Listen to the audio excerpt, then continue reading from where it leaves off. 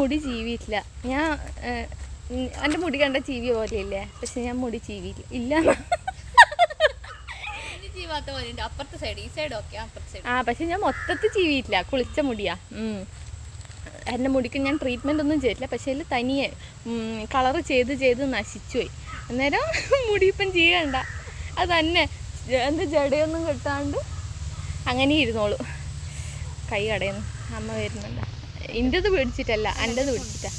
അവർ കഴിഞ്ഞെടുക്കാം. അപ്പോൾ ഇവള് വീഡിയോ എടുത്തിട്ട് വന്നോളൂ. നമുക്ക് നടന്നു പോവാം. കണ്ടോ, ഇങ്ങനെ നീണ്ട വഴിയാണ്. കാട്ടിലൂടെ വേണം പോകാൻ.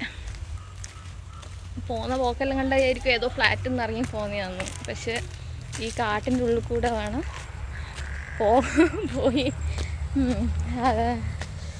റോഡിലെത്തെ. ഇന്ന് ഭാഗ്യത്തിന് മഴ പെയ്യാത്തതുകൊണ്ട് ചളിയൊന്നുമില്ല. അല്ലെങ്കിൽ ചളിയും വെള്ളവും അങ്ങനെ ഒന്നും പറയണ്ട. അങ്ങനത്തെ അവസ്ഥയിലൂടെ വേണം നടന്നു പോവാൻ.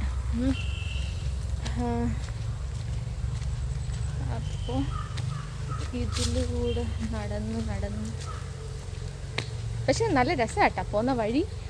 ഫുൾ എന്താ, എനിക്ക് ഇങ്ങനത്തെ സ്ഥലമാണ് ഇഷ്ടം. എനിക്ക് ഈ ഡയറക്റ്റ് റോഡിലെത്തുന്ന, മീൻസ് എന്താ, വീടിൻ്റെ മുറ്റത്ത് തന്നെ റോഡുള്ള അങ്ങനത്തെ വീട് എനിക്കിഷ്ടമല്ല. കാരണം എപ്പോഴും ഒച്ചപ്പാടും ബഹളമല്ലായിരിക്കും. ഇവിടെ എങ്ങനെയാണെന്ന് വെച്ച് കഴിഞ്ഞാൽ ഇവിടെ ഭയങ്കര സൈലൻ്റാണ്. പിന്നെ അടുത്തൊന്നും വീട് അധികമൊന്നുമില്ല.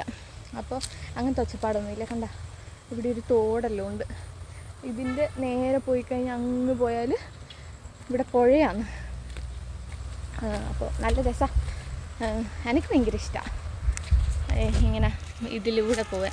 അപ്പോൾ എൻ്റെ വീട്ടിലെല്ലാവരും റോഡ് വരണം എന്ന് പറയുമ്പോൾ ഞാൻ മാത്രമാണ് റോഡ് വരറുവേ എന്ന് പ്രാർത്ഥിക്കുന്ന ഒരേ ഒരാൾ.